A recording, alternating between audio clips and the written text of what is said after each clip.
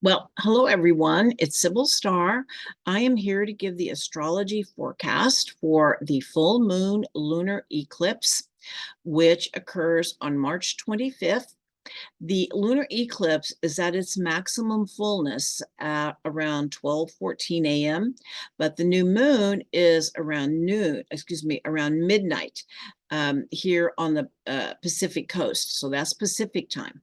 So you might ask, what is a lunar eclipse? Well, a lunar eclipse always occurs at a full moon, and it is when the shadow of the earth comes between the light of the sun, blocking the reflection of it by the full moon. It's important to remember that the moon has no light of her own. This is called a penumbral eclipse, meaning that only a very small shadow is visible, and so not many people will actually see it. You'll feel it and experience it, but it's not a real strong eclipse, and it will be visible mostly in Europe and Africa. And of course, we know that every full moon is a much more emotional time. The moon herself, they say her interior is made of water, and she impacts the tides. She impacts all of the water cycles here on Mother Earth, underwater as well. And they say Mother Earth herself rises 6 inches to meet the full moon, and animals and people respond as well. Animals' behavior gets a little crazier, and people get a little crazier. Anybody who works in the service areas will often, things get a little crazy, they'll say, is it a full moon?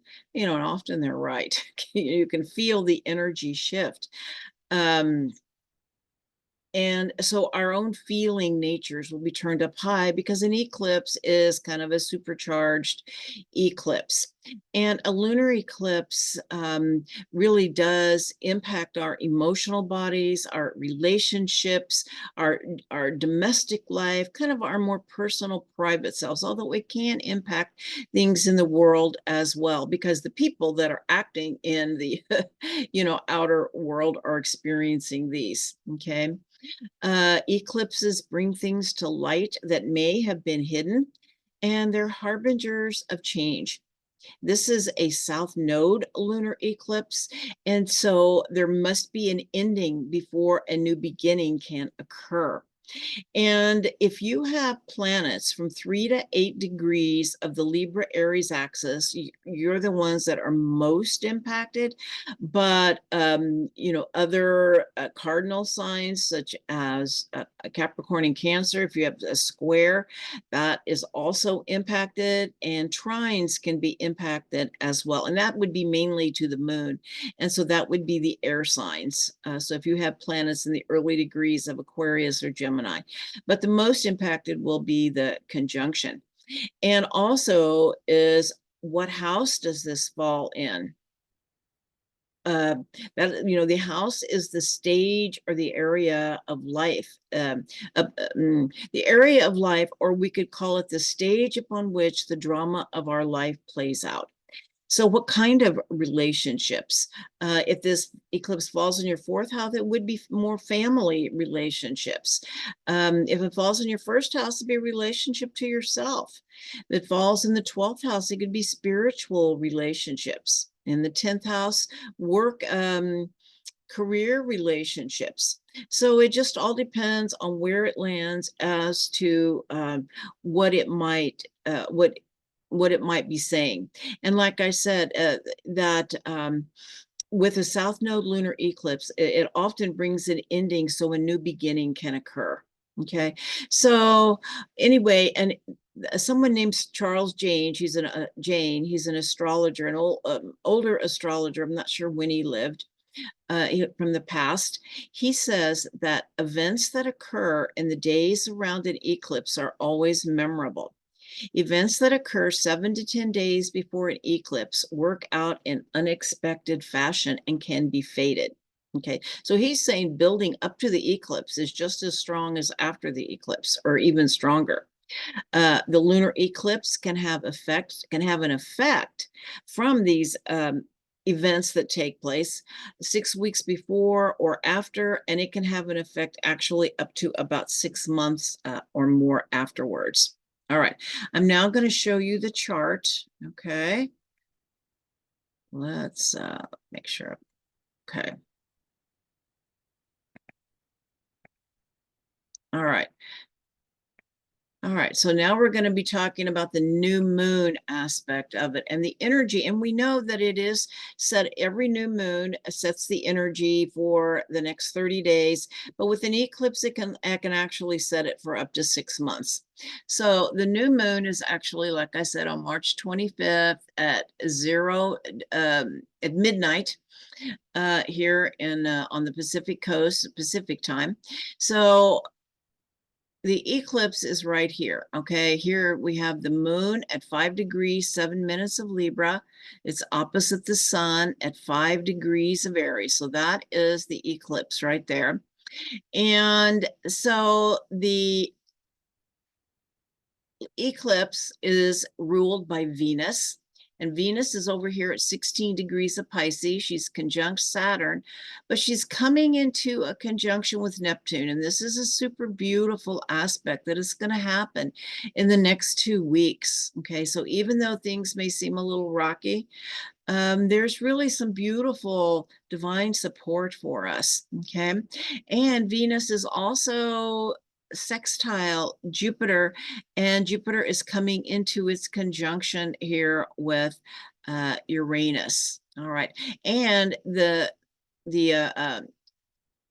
eclipse is also trine Pluto.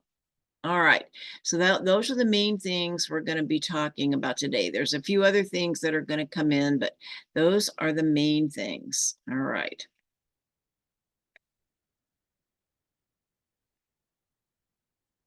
So, what does this all mean? When, by the way, this is an image of a lunar eclipse behind me, even though it's this is just a penumbral. We're not going to see it look like the red blood moon, but I really liked this image kind of showing the phases of the moon going in and then coming back out.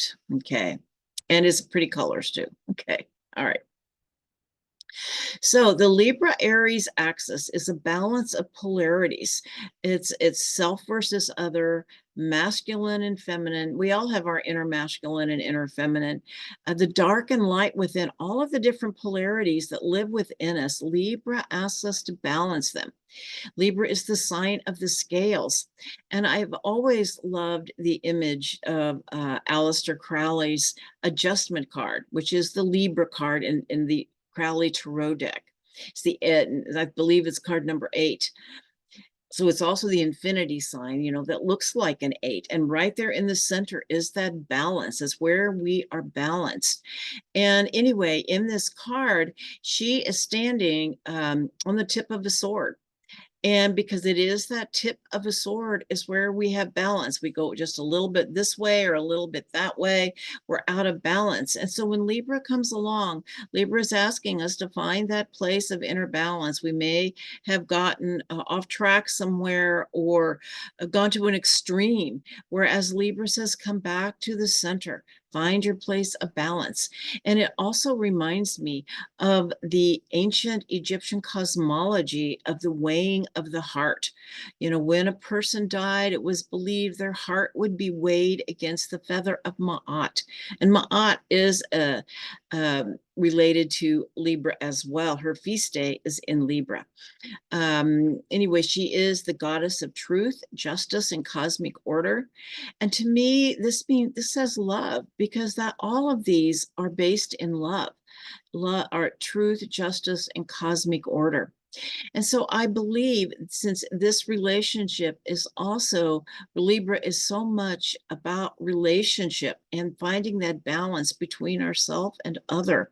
It's about healing our hearts and releasing old emotional baggage to the surface, bringing things to the surface that may have been brewing under the surface, bringing it to the light where it can be dealt with. Libra can be very conflict avoidant, and yet I feel like this is a time, there are so many things in the, because it's opposite the Aries sun, it's saying there's some things that may need to be dealt with, but it also may bring some turbulent emotional waters, bring to light what has been weighing on our heart, the heart of the matter, whatever it is, to bring it to light so that it can be healed and dealt with.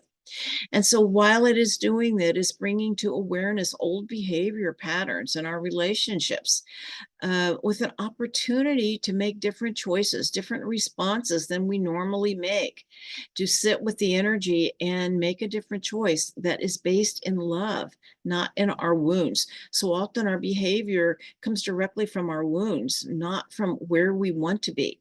And so to really open our heart to let love in, and when we do, it can help heal our relationships by changing our behavior. But as we do feel these turbulent emotions, it's important to feel them and let them pass. Let them just move through us. If you're feeling anger, go find a way to release it. Go dig a hole, run a mile, whatever it is, so that you can finally get that energy out and be able to start to deal with what the real problem is. Because, anger can be a great motivator for change, but not if we hold on to it. Okay. Don't let turbulent emotions disrupt your inner peace, because that is when we can find clarity. I love this analogy of the lake. When the lake water is still, we can see our reflection. We can see the reflection of the world around us. But when it's turbulent, we can no longer see that reflection. And so water is always related to emotions. And so when our inner waters, our emotions are calm, we can have clarity about what is true, come to light, and the inner guidance that we are seeking. When everything is turbulent, we remain confused and working out of that place of turbulence. And the other thing to know is not just about us, but when we can create an environment of calm around us, calm creates, I should restate that. Inner calm creates an environment of calm around us. And, it is known that in the midst of a crisis, it is the one who remains calm that can see clearly, that knows what to do. So be that calm in the storm that helps navigate to safety, not only in your life, but to know that it sends ripples out into the quantum field. The only way to have peace in the world is to have peace in our own hearts. And I feel like this eclipse is one big teaching around that. And we do that by being present and centered, understanding that the storm will pass, and to allow ourselves to breathe through the turbulence and to entertain other perspectives. Okay. All right. So the moon is also conjunct what is called the supergalactic center. And this is, our astrophysics call it a black hole. But it's really a portal. The black hole is actually creating a portal to other universes. And so the information, light, data is passing through these portals. And so this is like a receiver for this particular teaching.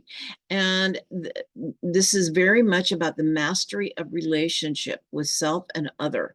That is a piece of what the supergalactic center is about, which is, it is at 2 degrees, I believe is 2 degrees, 22 minutes of Libra at this moment in time. Anyway, but it brings in the law of attraction. That is one of the major teachings of the supergalactic center. So what are you broadcasting? For that is what will show up in your field. Okay. And it's important to remember that that truth is based in love. Fear is based in lies. And this is where I want to bring up something that I'm seeing in social media, is there is a lot of posts around hating certain political candidates. And I really asked this question: And I thought it was so profound. If you hate a political candidate, are you putting hate into the field? Okay. So it's so important to be aware of what you're broadcasting. Not only what you say, but what you put on social media. And if something is fear-based, you are adding to the fear and the hate in the field by spreading that frequency. As I said, truth is based in love, fear is based in lies. And there's this wonderful quote from Rumi: that which is false troubles the heart, but truth brings joyous tranquility. Even if it is a hard truth, sometimes there are truths that are hard to digest and to acknowledge they are true. But once we can, it can bring peace to our heart, and then we know what to do with it. If we remain turbulent because you know, things that are not true really bring a lot of disturbance to our field. Okay. And things that are not true are usually based in something that is not love. And we broadcast what is living within us. So it is so important to stay on an optimistic high note, even when acknowledging hard truths, because this is not only for others, but it is for our own energy field, because that's where it all starts. It is our field that is impacting the field around us. And to know that also another thing is relationships as mirrors. you know uh, our relationships show us things about ourselves. What are others mirroring to you? Just for an example, I'm going to use anger again. If you're having a lot of conflict in your field, it may be that you are carrying a lot of anger, and it may be unconscious. So it's so important to bring it to conscious awareness, because so then you can really work with the energy behind it. Okay. On and reverse, if people are showing you tremendous gratitude on some level, being kind and generous, generosity is in your field. It is you that is putting out that generosity and then drawing it back to you. So they're both true. It just really, one is a shadow aspect and one is the more loving way of living in the world. And another piece is how you treat others is a reflection of what you feel inside. Okay. Of who you are inside and what you're feeling inside. That is what you put out into the field. So it's so important to just have an awareness around the law of attraction and relationships as mirrors right now. It is opposite the Aries sun. And of course, this is another big one. It's an opposition always brings that potential for projection. And Aries, one of the traits of Aries is how to deal with conflict and anger. And so there's this wonderful quote from Marianne Williamson that says, you can't have peace in a world full of angry people. And the more we become aware of our own anger and like I said, what we're putting out, the more we can change the world. Okay, because it's always an inside job. And often anger comes up because we're not clear about our boundaries, where we say yes and where we say no. Libra has a tendency to be conflict avoidant and over compromise to keep the peace. But until we say, yes, this is what I want, not whatever you want is okay. No, this is what I want, and this is what I don't want. There may be places where you really don't care, but it's important to really stand up for that. And I feel like that's what this is saying, because sometimes anger is it is a boundary. It's the way we set boundaries. So when we're more conscious about setting boundaries, we don't have to be angry. We can just say yes to this, no to that. Okay. All right. The Aries North Node and Sun say to stand up for yourself. And the other piece is here, it says that Libra, there is a saying that Libra only knows who they are through the mirror reflection of another. But others do not determine who we are. They're only mirroring back behaviors that we are exhibiting. Aries asks us to claim who we are through inner knowing. And I feel like this lunar eclipse is preparing us for the healing crisis of identity that is coming with the solar eclipse in Aries on April 8th, because it is very much about, I feel like, coming out of the unconscious into more conscious awareness about who we really are. And I'll be going more into that in the eclipse. Anyway, so what else we have going on here? As I talked about, we have the eclipse moon is trine Pluto. It's also trine a dwarf planet called Sedna. I don't know that much about Sedna, but I do know a little. And so I'll talk a little bit about that. So Pluto is at 1 degree Aquarius. Once again, the Sabian symbol for this is an unexpected thunderstorm, indicates we're in stormy weather.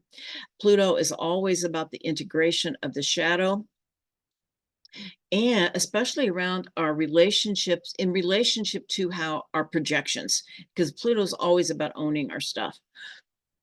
I feel like this is about also the resolving of old relationship karma.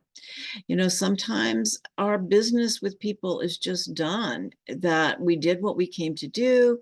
We have, there's no more life force because the work is done, and to let it go. We might find this is a time of endings and of letting old relationships go, because we're well, one piece is we're no longer in the same resonant field, but another is that the business is just done.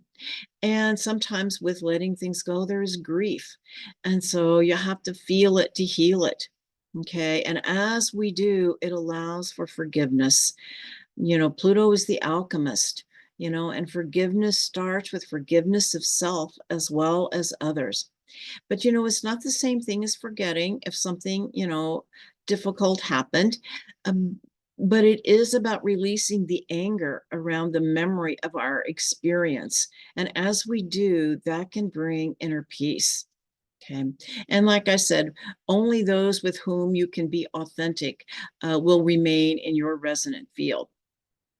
Is also trine Sedna, which is a dwarf planet. There's several pieces to this story, but the one that I felt was the most significant was, you know, Sedna was a young Inuit woman, and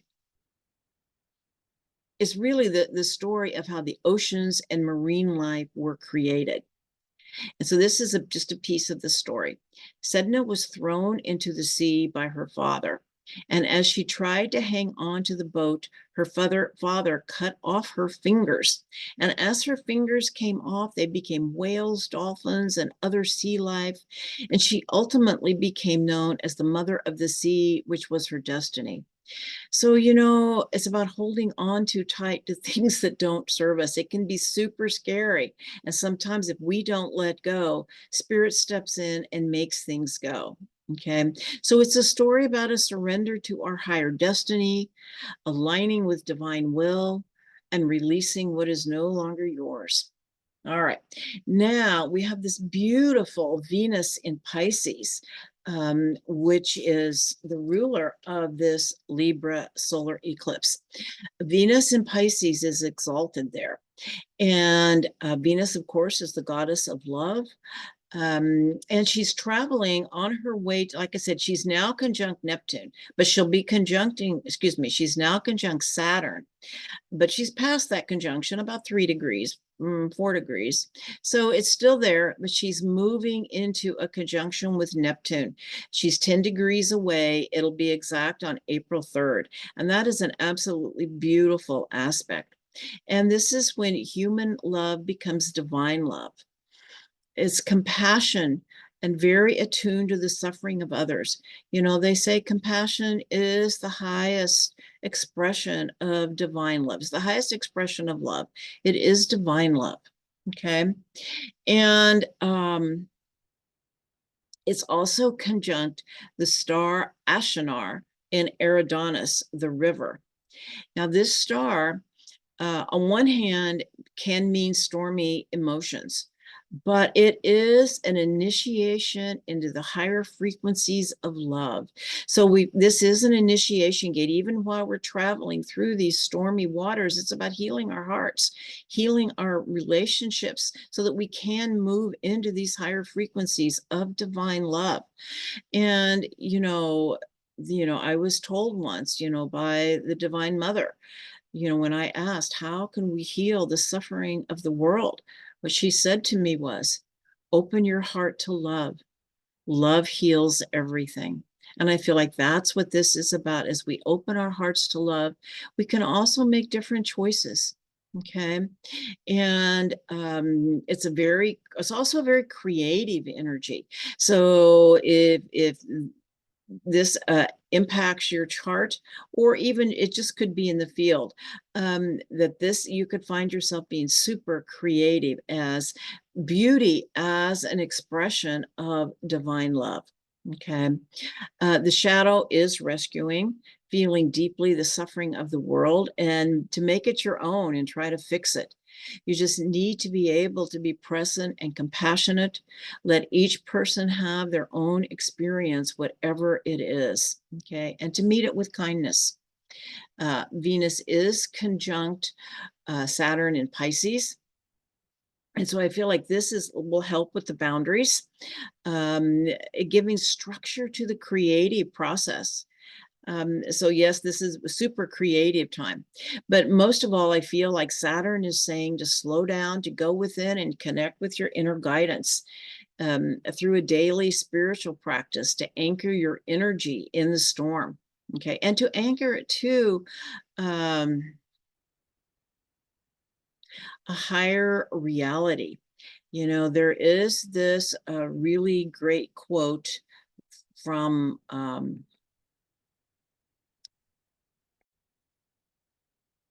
there's this really wonderful quote that I want to share with you about Saturn. And I feel like this is very much Saturn in Pisces. It says, Saturn is the illusion. There's only one reality. Let's see here. Saturn is the illusion. There's only one reality, and Neptune is the reality that there are many. I think this is what we are finding out. Okay. I feel like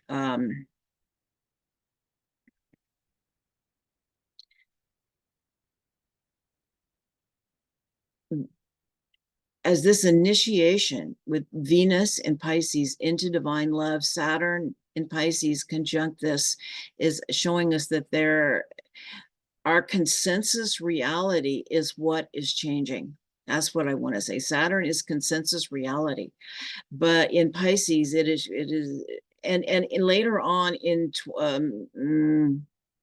was that going to be later on in 2025? Saturn and Neptune are going to be conjunct in Pisces, and then again in Aries. Or they're doing a dance with each other, but they're both going to be in Pisces, very close to each other. And I feel like that is what is happening and showing us the way through to these other realities is through our heart. Okay, it is through divine love. All right. So another piece of this is, like I said, is to connect to your inner light and guidance to help you through these turbulent times, and to remember that you are never alone. That I love that song. It just kind of came to light lately, or into my field lately. You'll never walk alone. We never walk alone. We're always surrounded by love, by our ancestors, by our spirit guides, by our angels. There's so much help here. It's just important to be able to trust the process that we are going through and ask for help when you need it. There's no prayer that goes unanswered. It's just not always answered the way we expect it to be. All right. And Venus is also sextile Jupiter in Taurus. So this is a very beautiful aspect. And I feel like it's saying there's many blessings available to us from this lunar eclipse. Well, one of the big ones is as we stay grounded and connected to Mother Earth. That is another way to move through this turbulence. Jupiter is conjunct Uranus in Taurus. And of course, Jupiter brings unexpected opportunity or good fortune. Well, the unexpected piece is Uranus. Uranus brings what is unexpected. Jupiter brings, especially in Taurus, can bring, material good fortune. Okay. But it's also just simply many blessings, especially if it's aspecting your chart. Now, there's going to be the exact Jupiter-Taurus conjunction. I believe it's on April 19th, just right after, a week or so after the eclipse. It's actually part of the eclipse energy. And I believe this is also about a field of miracles happening, allowing our consciousness to I want to say to accept miracles as part of our reality, because they do happen all the time. I've seen one happen just recently. And to know that we are in a field of infinite possibility, and it's really where you focus your energy is really what is going to unfold. Now, one thing about Jupiter, though, is Jupiter opens doors, but it also closes doors that are no longer part of our journey. Let's say we can't go through the door in front of us if we're holding that door behind us open with our foot. We need to take both feet and go through it and trust the process. And also, it's very much about how in the quantum field, the attitude of gratitude changes everything. Thank you, just saying thank you can shift the whole energy, and just really being aware of that and of all of the blessings in the field and all of the magic of Mother Nature that is all coming alive. I feel like this is a big piece of what is happening. The magic of Mother Nature making herself so much more aware in our consciousness. And also, as Taurus is so much about the body, listening to our body. As the light is pouring in here in the photon belt, and as well as in these increased solar flares, what I'm finding it is doing, it is hitting as the light comes in, it comes up on the obstacles. Let's say the weakest link in the chain, whatever it is that is showing that in your own body. And as it comes in, it's going to illuminate the problem so that you can deal with it. If there's something, I certainly have been in denial about an issue that I have had, and it has just absolutely woken me up. So anyway, so there is the expansion of consciousness in the increased light in the photon belt, as well as the activation of the new human template that is happening, and the activation of our 12-strand DNA. So it's so important to be super aware of what your body is saying to you. All right. Now, the Sabian symbol for this lunar eclipse is a man watches his ideals taking concrete form before his inner vision. This is about creative visualization and the role it plays in creating what we want. To know that things are created on the etheric realm before they come into the material realm. So if what you are wanting in your life, well, I'm going to say this, wherever you're focusing and visualizing is what will come into play. So really focus on what it is you want, what is in your highest good. And one of the things, of course, is about world peace. It's about visualizing world peace, but from a place of inner peace. And to know from a place of, when we have peace in our heart, that will bring peace in the world. Okay. And I love this quote from Rumi. It says, "Make peace with the universe, take it in joy. It will turn to gold. Resurrection will be now. Every moment a new beauty, a new beauty." So make peace in the universe, take joy in it. It will turn to gold. Resurrection will be now. Every moment a new beauty. And how we make peace with the universe is to be at peace with ourselves. All right. So, wishing you all much love and many blessings in the coming 2 weeks. May you find peace in your heart as we move through these turbulent times. And namaste. And of course, if you're interested in a reading, all of my information will be in the box below. And if you like this reading, please check like and subscribe. Aho, namaste.